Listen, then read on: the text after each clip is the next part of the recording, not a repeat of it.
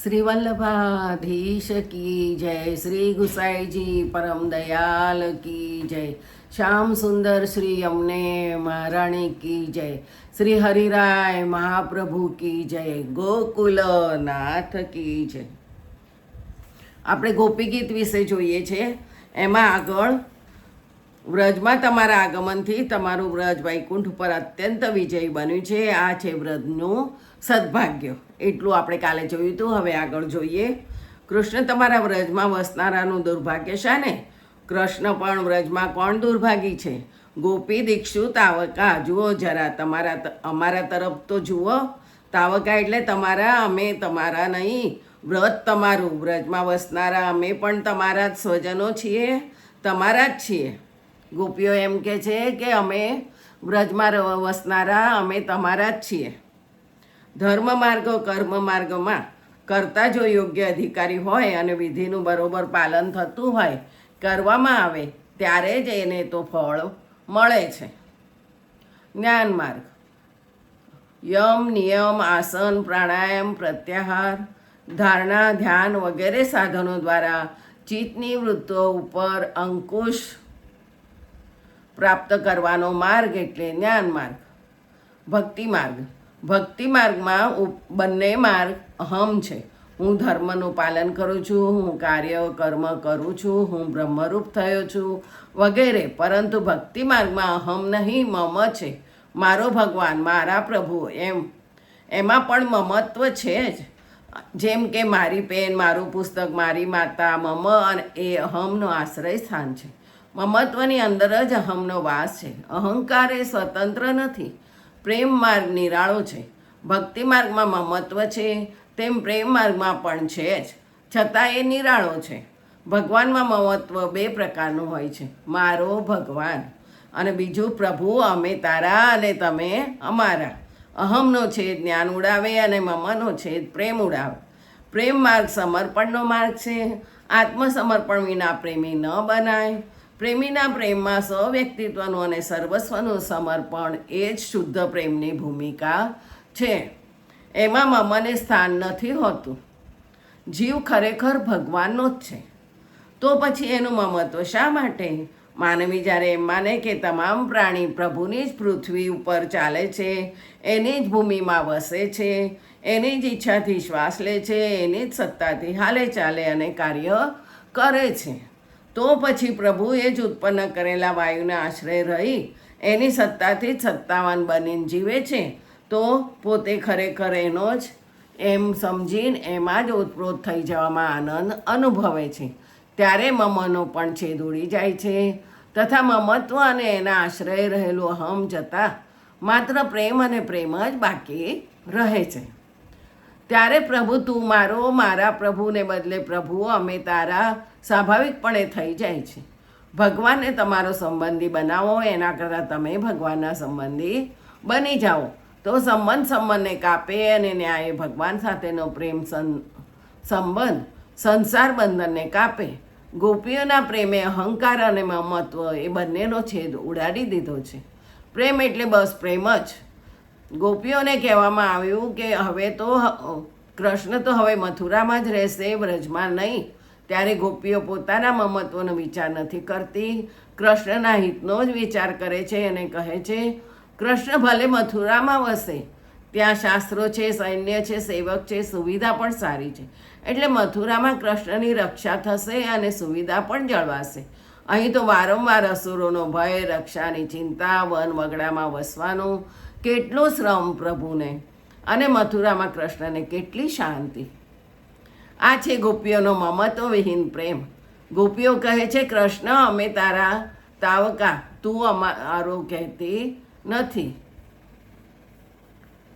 કારણ વ્રત તારું છે. તારા વ્રજમાં વસનાર અમે તારા છીએ, છતાં દુખિયારા કેમ? કૃષ્ણ અરે ગોપીઓ, તમને વળી દુઃખ શું છે? ગોપી દીક્ષુ જો ત્વાસ વિચિન્વતે, આ તારી ગોપીઓ તને શોધે છે, તારું ચિંતન કરે છે. તને શોધતી આવી ઘોર રાત્રિ એટલી અટુલી વ્રજમાં એકાંત સ્થાનમાં કેડીએ કેડીએ આમ તેમ ભટકે છે, અથડાય છે, એ દુઃખ નથી તો શું છે? ગોપીઓ એમ કહે છે કે આ અમે તમને શોધીએ છીએ, અમને માં દુઃખ થાય છે અને એકલા આટુલા રખડીએ છે તમને શોધવા માટે, તો એ દુઃખ નથી તો શું છે એમ કહે છે. તારા વ્રજમાં તે અમને તારા બનાવ્યા અને પછી આવા સ્થાનમાં બોલાવીને એકલા આટુલા મૂકીને તરછોડીને ચાલ્યા જવું એ તો અત્યંત આઘાતજનક છે, અસહ્ય છે. આવો વિયોગ તો પ્રાણઘાતક છે. કૃષ્ણ પણ ગોપીઓ તમારા પ્રાણ તો સલામત છે ને? ગોપી કહે છે, હા અમે સલામત છીએ, કારણ કે ત્વયી ઘૃતા સવ, અમારા પ્રાણ તારી પાસે છે. કોઈ બેંકના સેફ ડિપોઝિટ હોલ્ડમાં કે તિજોરીમાં ધન સલામત રહે, ચોર ચોરી કરી શકતા નથી, તેમ અમારું પ્રાણરૂપી મન કૃષ્ણરૂપી તિજોરીમાં બંધ છે. પછી શું ચિંતા? માટે અમે તમને શોધતી ચારેકોર ફાફા મારતી આમ તેમ ભટકાઈએ છીએ, પણ અમારો પ્રાણ તો તમારામાં જ પરોવાયેલો છે. જીવ તમારામાં જ છે, ખોળિયું જ માત્ર અહીં તહીં ભટકે છે. એને વિયોગને કારણે પ્રાણ ક્યારનાય નીકળી ગયા હોત, પણ તમે ઉલટા વધુ સુખી છો, કાળને પણ જીત્યો છે, પછી દુખિયારા શાને થાવ છો? તમે કાળને પણ જીત્યો છે તો પછી દુખિયારા શા માટે થાવ છો? ગોપી કહે, અમારા પ્રાણ અમારી પાસે નથી. આ ચિત્ત તને શોધવામાં ખૂબ જ વ્યાકુળ છે અને શરીર અસ્તવ્યસ્ત થઈ ભટકે છે. એટલું જ તો જો કે ત્યવી ઘૃતા સવ, તારે ખાતર આ તારી ગોપીઓને તારા અંદર પ્રાણ સાચવી રાખ્યા છે.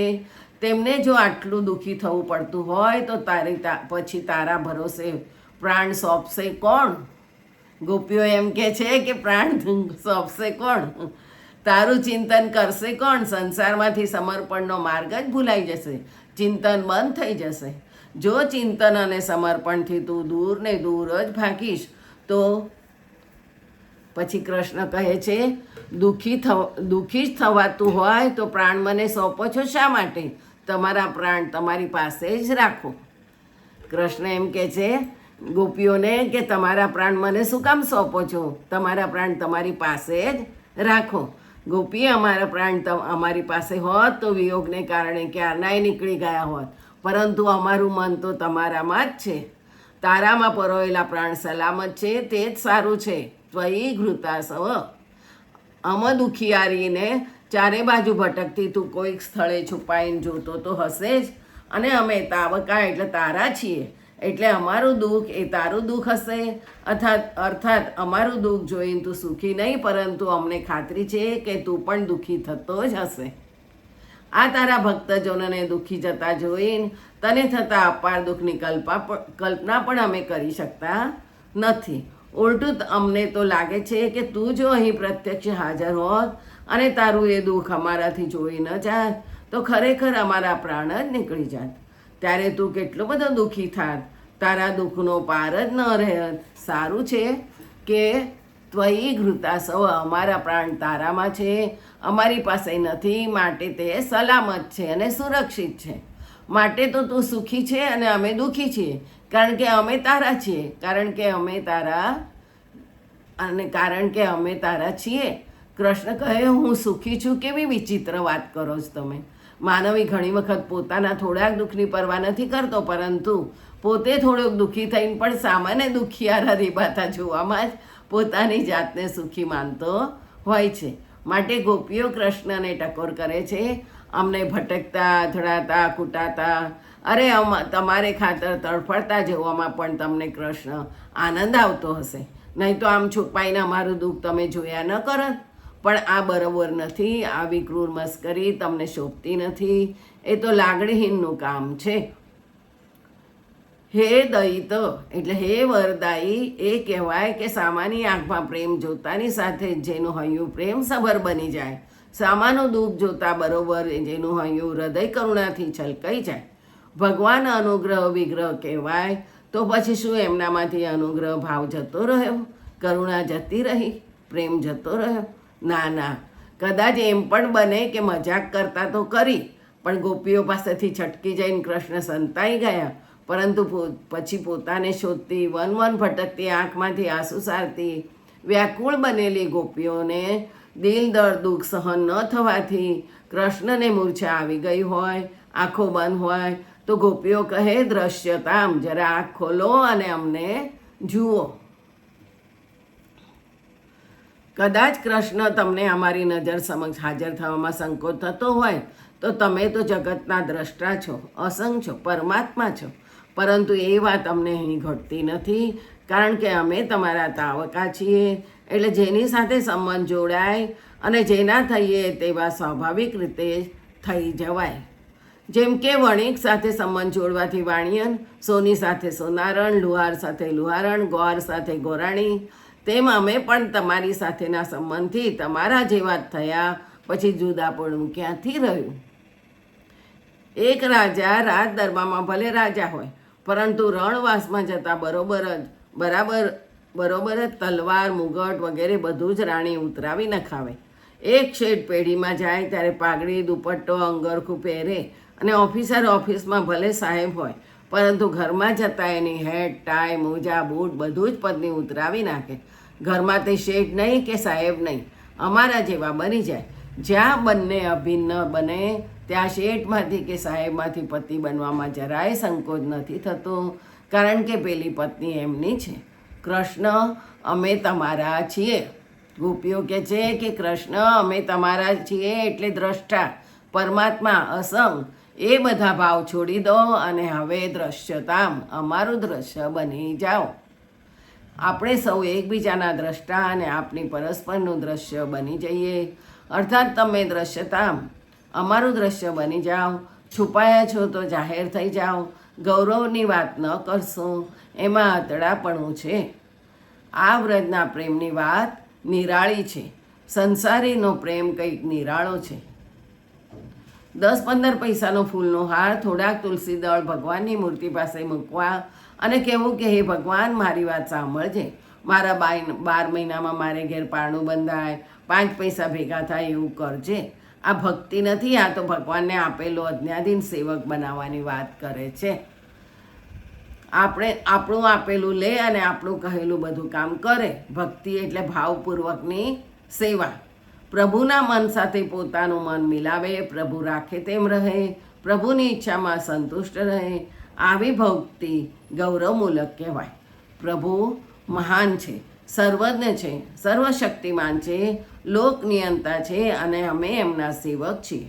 આ છે સર્વસામાન્ય દાસ્ય ભક્તિ. પરંતુ વ્રજવનિતાઓનો પ્રેમ ગૌરવમૂલક નથી. કુટુંબીજન જેવો નિસ્વાર્થ અને સહજ છે.